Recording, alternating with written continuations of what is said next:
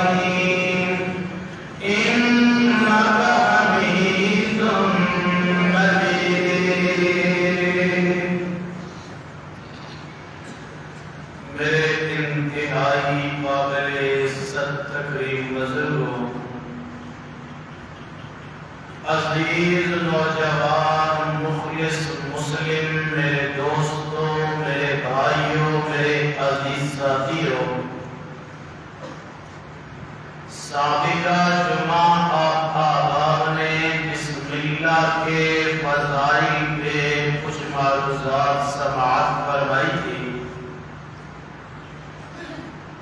آج کی نشست میں نے فکر آخرت کے متعلق چند گزارشات آپ کی سماعتوں کی نظر کرنی ہے، تاکہ اس عنوان کو، اس موضوع کو سامنے رکھتے ہوئے ہمارے عقائد اور ہمارے اعمال کی اصلاح ہو سکے۔ چونکہ دنیا میں امن سکون لانے کے صرف دو ہی ذریعے ہیں، یا تو سکون اور امن آتا ہے خوف خدا کی وجہ سے، یا امن اور سکون قائم ہوتا ہے قانون کے خوف سے۔ یا تو انسان رب سے ڈر کے گناہ چھوڑتا ہے، یا قانون کی گرفت میں آنے کے ڈر سے کی وجہ سے جرائم سے رکتا ہے۔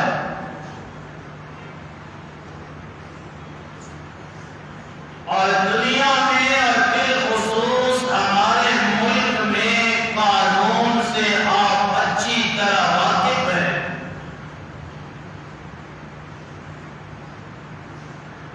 اب رہی بات صرف خوف خدا کی، تو بندہ مومن کے دل میں ہر وقت اللہ کا خوف ہوتا ہے، جس کی وجہ سے وہ گناہوں سے بچتا ہے۔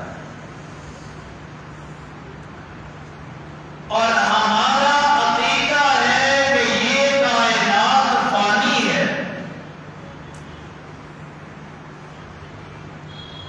اسے میرے رب نے عدم سے وجود بخشا ہے، اور ایک وقت آئے گا کہ یہ کائنات نہیں رہے گی۔ دنیا کا کوئی بھی انسان چاہے جس نسل سے، جس مذہب سے تعلق رکھتا ہو، اسے اپنے دنیا سے جانے کے متعلق موت کے بارے میں کوئی اختلاف نہیں۔ نہ کوئی پہلے موت کا انکار کر سکا ہے، نہ آئندہ کوئی موت کا انکار کر سکتا ہے۔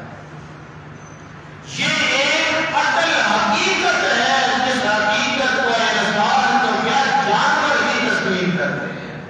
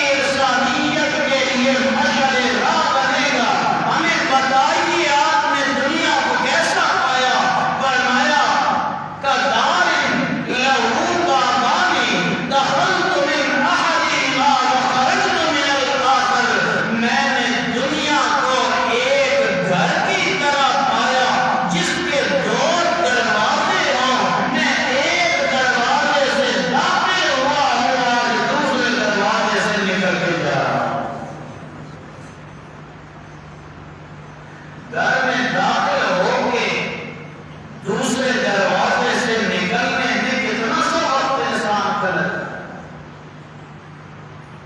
فرماتے ہیں میں نے دنیا کو بھی ایک گھر کی طرح پایا ہے کہ میں دنیا میں آیا تھا تو ایک دروازے سے داخل ہوا، دنیا سے جا رہا ہوں تو گویا اس گھر کے دوسرے دروازے سے نکل کے جا رہا ہوں۔ نہ پہلے کوئی آیا ہے جس نے ہمیشہ رہنا ہو، نہ آج کوئی دعویٰ کر سکتا ہے کہ میں نے ہمیشہ رہنا ہے، نہ قیامت تک کوئی آئے گا جس نے یہ دعویٰ کرنا ہو کہ میں نے ہمیشہ رہنا ہے۔ رب نے فرعون جیسے ظالم جابر کو دریا کی موجوں میں غرق کر کے بتایا کہ یہ دنیا فانی ہے، نمرود جیسے ظالم کو ہلاک کر کے بتایا کہ یہ دنیا فانی ہے، بڑوں کو اللہ نے زیر زمین سلا کے بتایا کہ یہ دنیا فانی ہے۔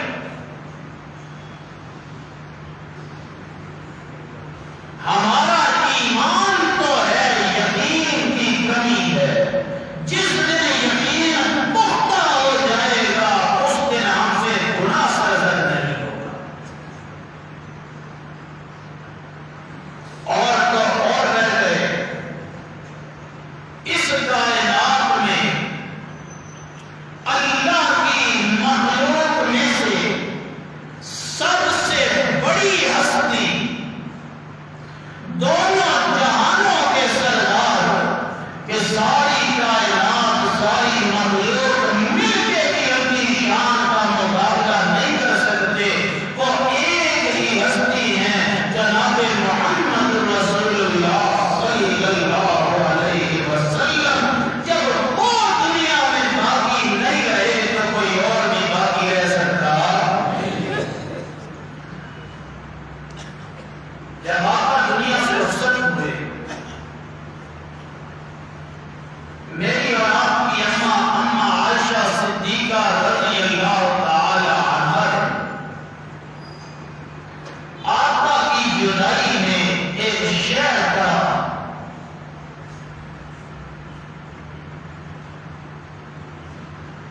جس میں انہوں نے ساری انسانیت کو، اپنی ساری اولاد کو ایک نصیحت کی ہے۔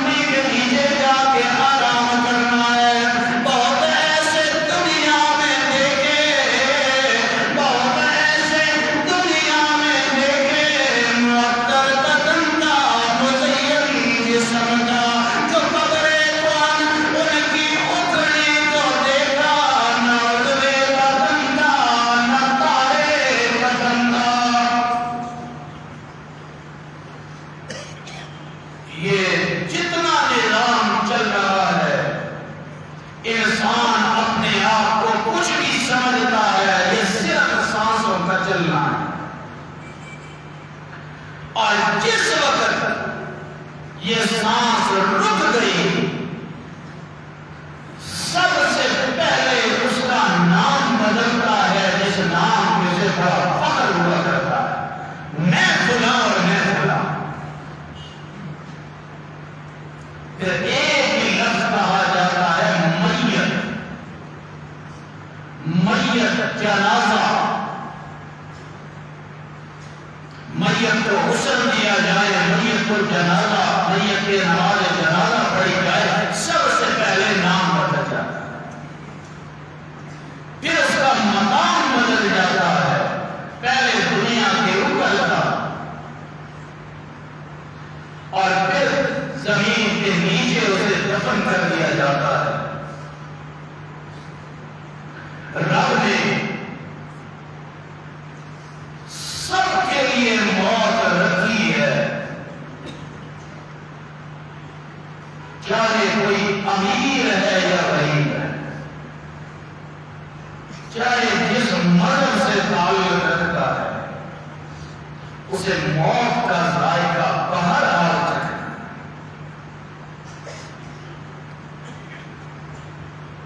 کسی کو رائے قرار نہیں.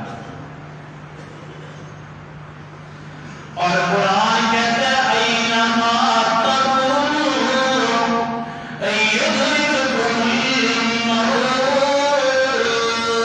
ولو کنتم فی بروج مشیدہ.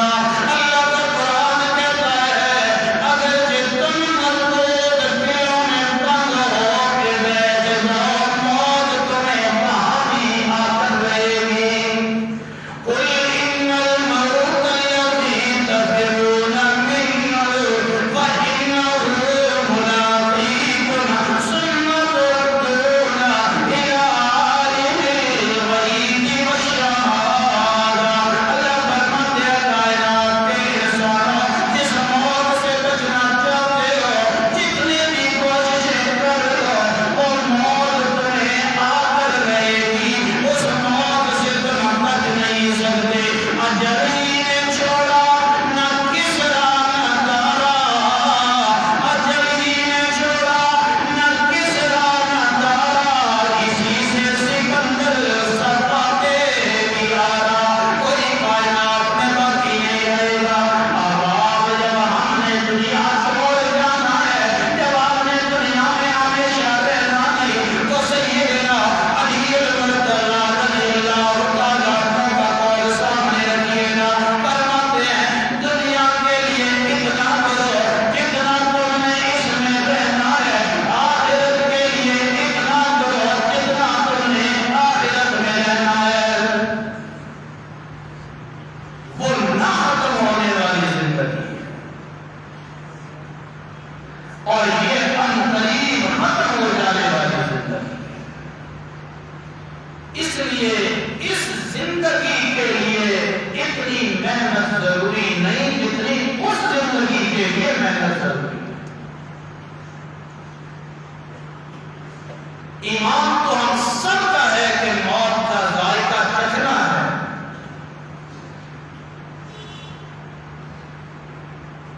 اندھیری قبر میں اترنا ہے,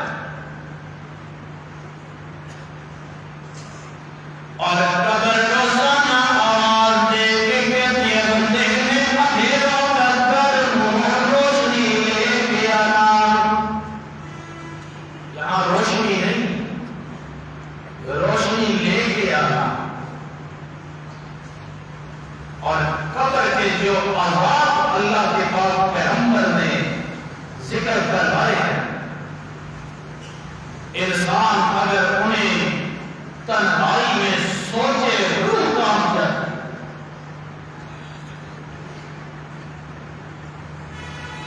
کہ مجھے کو ایک ہتھوڑا لگے گا فرشتے کا, 70 گز زمین کے اندر دس جائے.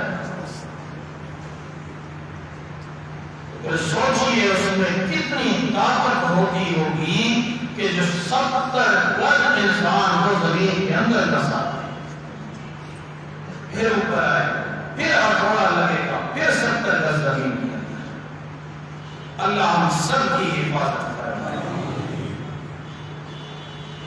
یہ وہ گھر ہے جہاں ہر کسی نے جانا ہے۔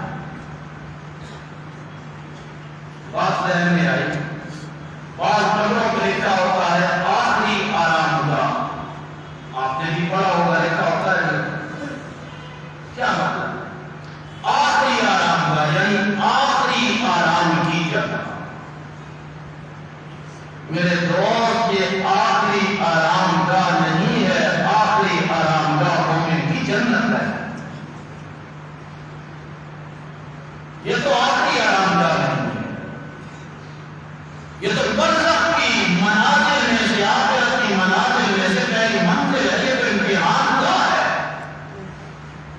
جو دنیا میں کیا ہے وہاں امتحان دینا پڑے گا، وہاں تو جواب دینا پڑے گا۔ یہ امتحان گاہ تو ہو سکتا ہے، یہ آرام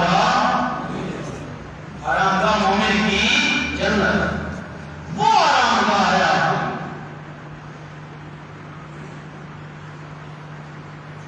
اور یہ بھی یاد رکھیے کہ شریعت مطہرہ نے قبر کو پختہ کرنے سے سختی کے ساتھ منع فرمایا ہے۔ آج کل تو فیشن چل نکلا، جی انہوں نے پختہ کی ہم بھی پختہ کریں گے۔ لوگ کہیں گے اپنے باپ کی قبر بھی نہیں پختہ کر سکتے۔ میرے بھائی لوگوں کی بات نہ دیکھ، رب کا حکم دیکھ، رسول اللہ کا فرمان دیکھ۔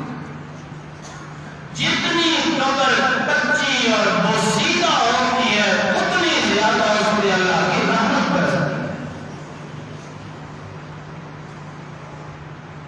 دنیا میں والدین کو ستایا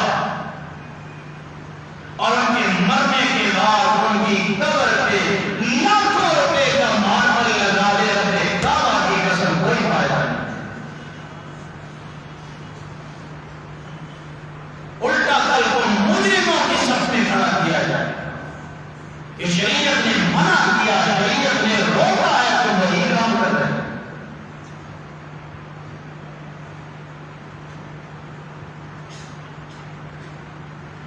اوپر سے قبر کو مزین کرنے میں میت کو کوئی فائدہ نہیں۔ اللہ ہماری قبروں کو اندر سے مزین فرمائے،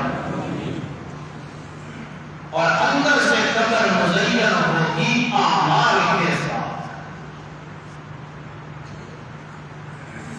جس طرح دنیا میں بندے کے پاس مال ہو اسے ہر طرح کے عیش و آرام میسر آ جاتے ہیں، اسی طرح اگر قبر میں رات جاتے ہو تو وہاں مال نہیں چلے گا، وہاں اعمال چلیں گے۔ جتنے اعمال اچھے ہوں گے اتنا تمہاری قبر میں تمہیں سکون ملے گا۔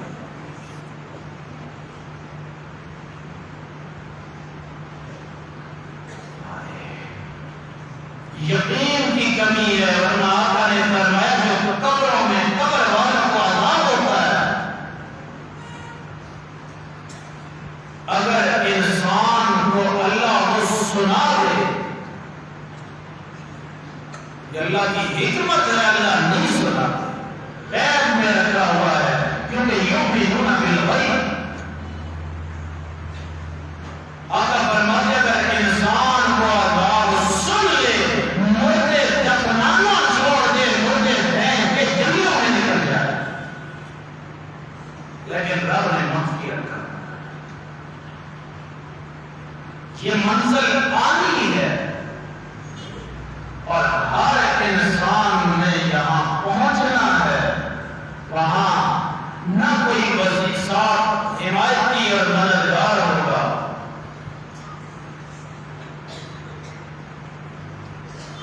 نہ وہاں پہ انسان کے پاس کوئی رائے قرار ہوگا۔ حدیث قدسی اللہ فرماتے ہیں انسان دنیا کو محبت کی نگاہ سے نہ دے، حسرت کی نگاہ سے دنیا کو نہ دے، کہ قبر میں سب سے پہلے انسان کے جسم کے جس حصے کو کیڑا کھا جاتا ہے وہ انسان کی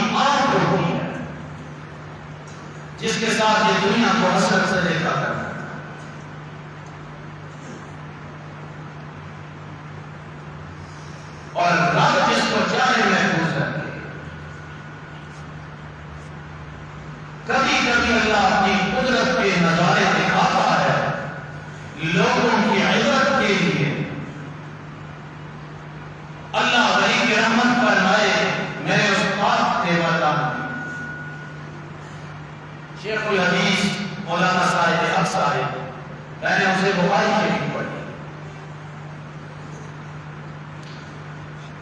2 سال پہلے دنیا سے رخصت ہوئے، میں جنازے میں شریک ہوا اور حالیہ بارشوں میں قبر میں ایک طرف سے پانی اتر گیا، قبر بیٹھ گئی ایک طرف سے، ان کی قبر کھولی گئی، دنیا دیکھ کے حیران ہو گئی کہ 2 سال کے بعد جسم تو جسم رہا، ان کا کفن بھی اسی طرح کا ہوگا تھا، ان کا کفن بھی اپنے میلا نہیں ہونے دیا تھا۔ یہ اللہ جسے چاہتا ہے محفوظ رکھتا ہے اور دنیا والوں کو دکھاتا ہے کہ میرے دوست یوں ہوا کرتے ہیں، ورنہ جسم گل سڑ جاتا ہے قبر میں چند دنوں کے اندر۔ بہرحال یہ وہ منزل ہے جہاں ہر انسان نے اکیلے پیش ہونا ہے اور خود سوالوں کے جواب دینے۔ اب آئیے ذرا سا تذکرہ کر لیں کہ ہم سے قبر میں پوچھا کیا جائے کہ جس کی ہم نے دنیا میں تیاری کر لی۔ قبر میں پہلا سوال کیا جائے گا، بندے بتا من ربک، تیرا رب کون ہے؟ کیا سوال کیا جائے گا؟ تیرا رب کون ہے؟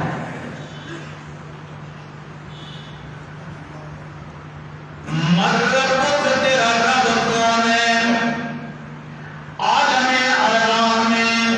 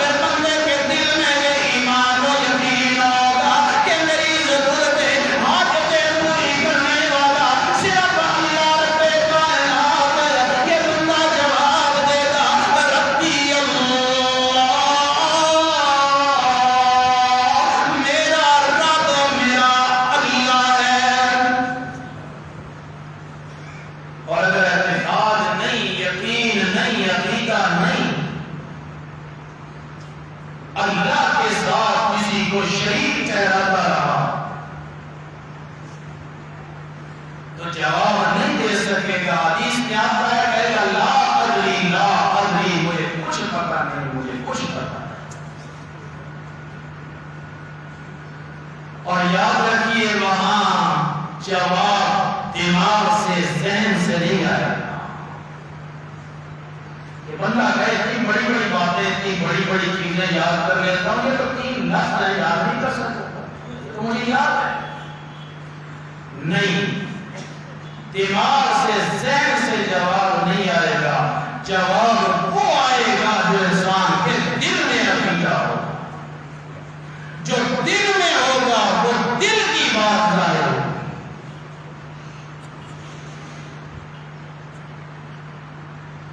دوسرا سوال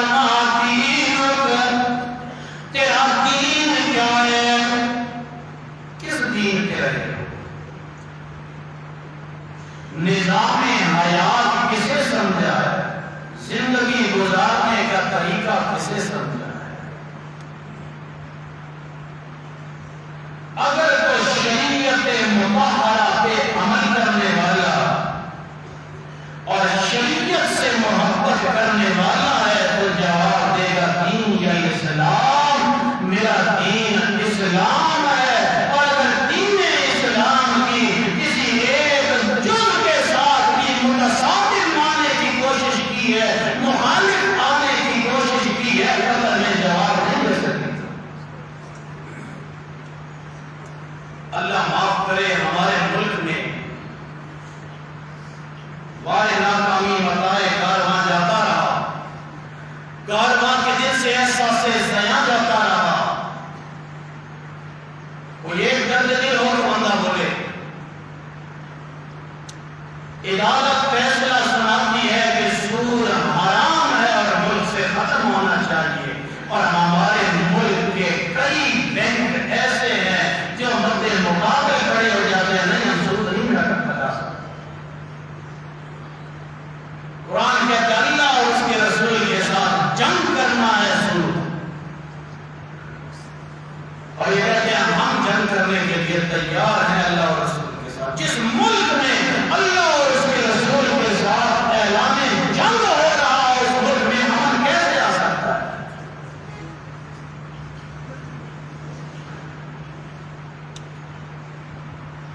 اللہ اور اس کے رسول کے ساتھ جنگ کرنا ہے سود, اور سود کے حق میں دلائل دینے والے اپنی آخرت سے تو غافل ہیں, ساری انسانیت کا نقصان کر رہے ہیں اور سب کو گناہ میں ملوث کر رہے ہیں.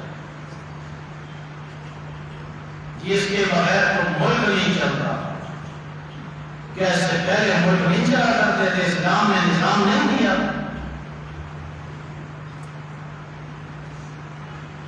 اور کبھی ایوانوں میں بیٹھ کے بل لایا جاتا ہے ٹرانسجینڈر کے نام پہ, جن کو حقوق دیے جائیں, اور پھر اس میں شکل کی جاتی ہے جو بندہ ناظرہ کی آفس میں جا کے کہے کہ میں لڑکی ہوں, میں لڑکی اپنے آپ کو محسوس کرتا ہوں, تو وہ ناظرہ والے اس کی جنس تبدیل کر کے لڑکے کو لڑکی لکھتے دیتے. کوئی لڑکی کہے میں لڑکا ہوں تو لڑکا لکھتے دیتے. اور رب نے جو پیدا کیا ہے یہ رب کی پیدائش کے ساتھ بغاوت نہیں ہے,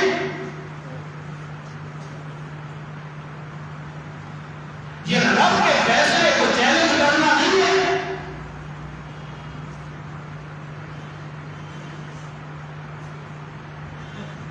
اور اس کے حق میں بولنے والے بھی بڑے بڑے پیدا ہو جاتے ہیں, اور یہ بل پیش کرنے والے بھی اسی پاکستان سے سلیکٹ ہوئے ہیں.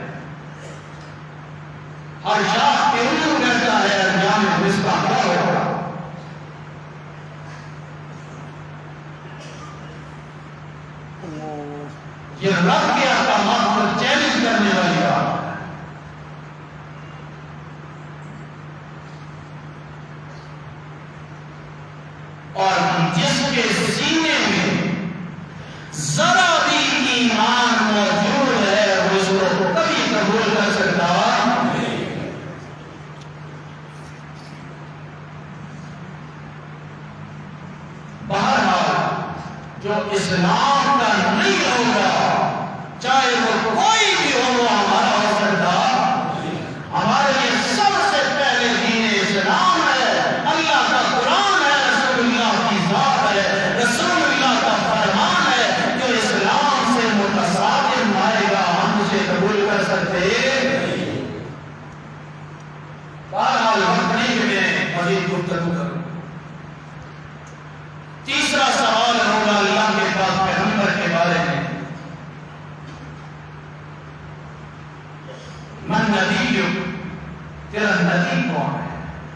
مومن جواب دے گا نبی پاک کے بارے میں کہ میں تو جن کے طریقوں پہ زندگی بسر کر کے آیا ہوں ان کا نام محمد رسول اللہ ہے، وہ عبد اللہ و رسول۔ پھر کبھی انشاءاللہ اس عنوان پہ گفتگو کروں گا، زیادہ ہو چکا۔ بہرحال خلاصہ یہ نکلا بات کہ یہ کائنات، یہ دنیا پانی ہے، کسی کو اس کے پانی ہونے میں اختلاف نہیں ہے۔ میں نے اور آپ نے اپنے گریبان میں جھانکنا ہے کہ ہم نے جس منزل پہ جانا ہے، جس قبر میں ہم نے جا کے حساب و کتاب دینا ہے، اس کے لیے میں جتنی تیاری کر رہا ہوں اس کے لیے آپ جتنی تیاری کر رہے ہیں۔ زندگی رہی تو چونکہ ربیع الاول کا مہینہ شروع ہو رہا ہے، آئندہ جمعہ سے انشاءاللہ سلسلہ وار سیرت النبی صلی اللہ علیہ وسلم کے عنوان پہ گفتگو ہوگی۔ آقا کی ولادت سے پہلے کے تذکرے، پھر ولادت، اور یہ سلسلہ وار انشاءاللہ ہم چلیں گے۔ اللہ رب کائنات عمل کی توفیق عطا فرمائے۔